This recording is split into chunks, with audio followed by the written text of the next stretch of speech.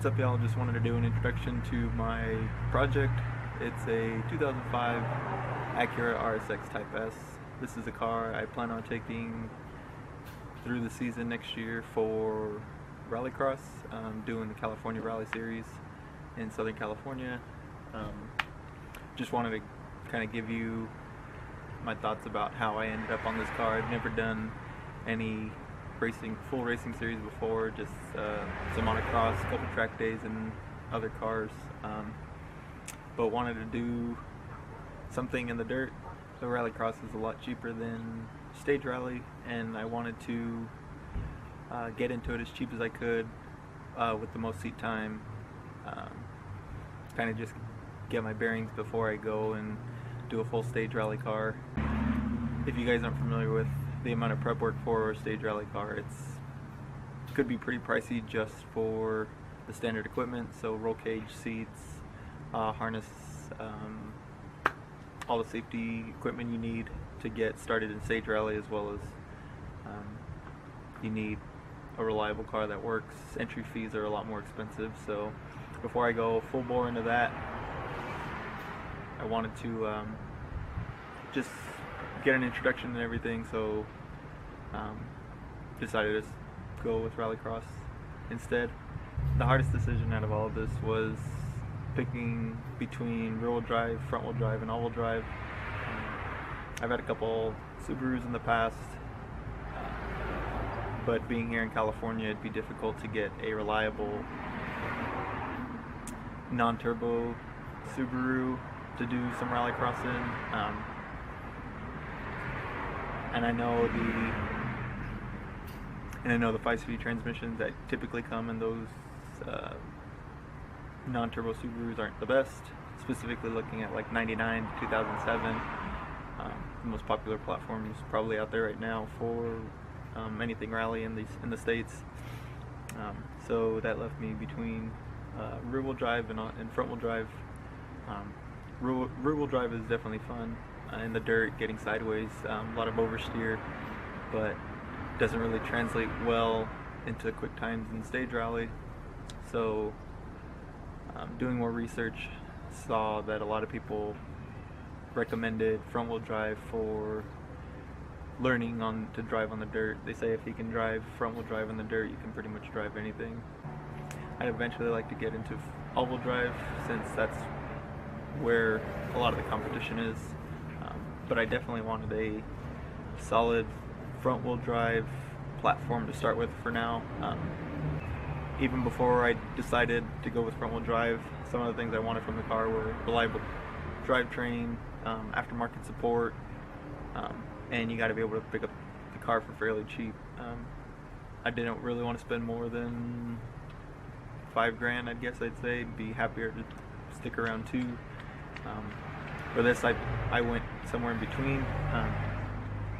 But yeah, if you don't know much about the RSX Type X, this is a 2005, which the 2005-2006 have a K20 Z1 motor.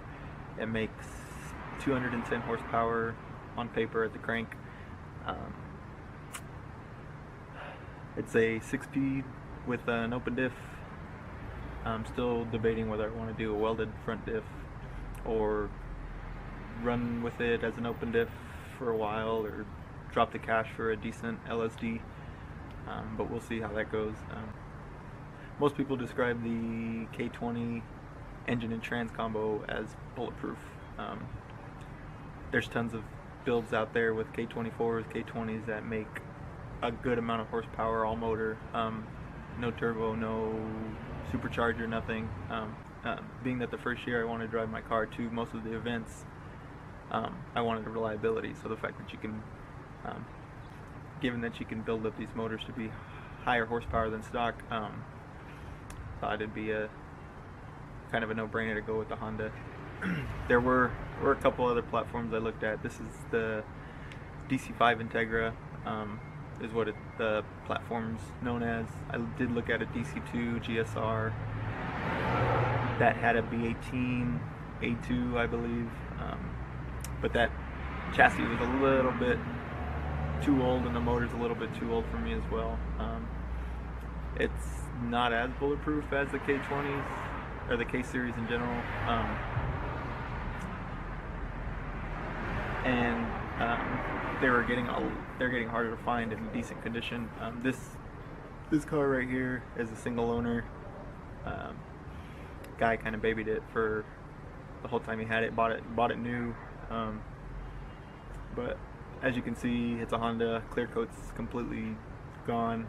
It does have a good amount of miles on it. Has 210,000, but did some diagnostics on it before I bought it, and it seems to be a healthy motor. So fingers crossed that it gets me through a couple events at least. I don't plan on doing too much to it right now. I just want to kind of get into it as cheap as I can. Gonna look at some snow tires, some 15-inch wheels to get more sidewall. Right now these stock come 16, 17-inch wheels, so I'm trying to get a good dirt setup with some 15s and at least some snow tires to get some softer rubber. As far as gravel coilover kits, there's not a lot, but I have seen a couple for this RSX, so that's not too much of an issue. So we'll just do a quick walkthrough, quick walk around of the car. You can see a lot of the clear coats shot. You can see it's fairly straight though, other than this sticker that the owner put on when there's a hole on the bumper.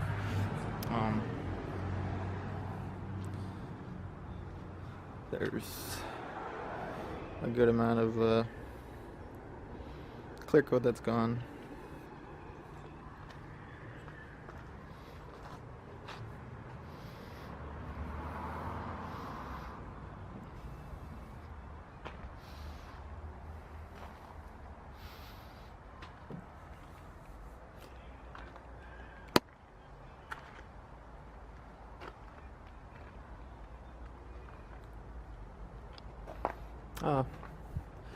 That is not good, but this is just probably just some clips. Get the get that back in. I think I did that when I went to the store this morning. I think I might have hit the curb stop and popped out the bumper. I'm not too worried about it. Interior, if you don't know, these RSX seats are notorious for ripping. This one's not too bad of a shape, just some ripping on the bottom cushion, but I'll go ahead and just leave this seat cover on for now. It's actually pretty good condition inside. Like I said, the guy owned it since new, took really good care of it. Everything in the car works, including lights, switches, windows. The tranny shifts really well. I took out the center console. There was some issue with going into 5th and 6th, so I took out the cover just to see what was going on with these shift bushings and the shift mechanism. I don't know if I'll go full short shifter yet, but eventually I'm sure I'll do that. Just wanted to get to take a peek in there and see how it was going. But I do have the parts for all this, so I can put that back together. So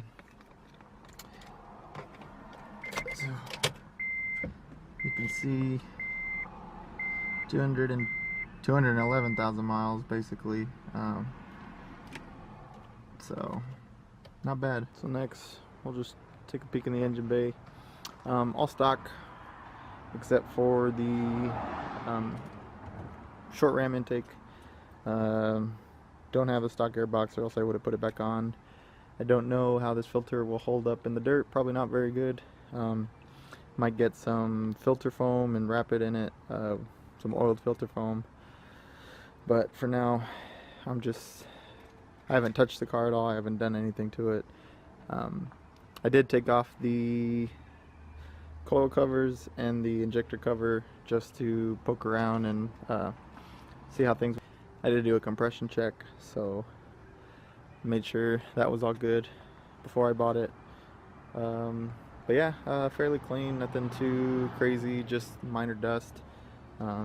Probably do an oil change. Nothing seems to be too bad. There's a little bit of a vibration. I think it's one of the CVs or one of the axles.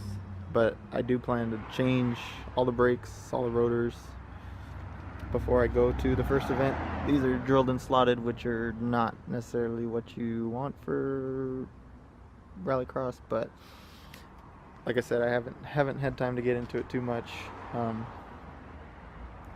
yeah, all stock, ready for some adventure.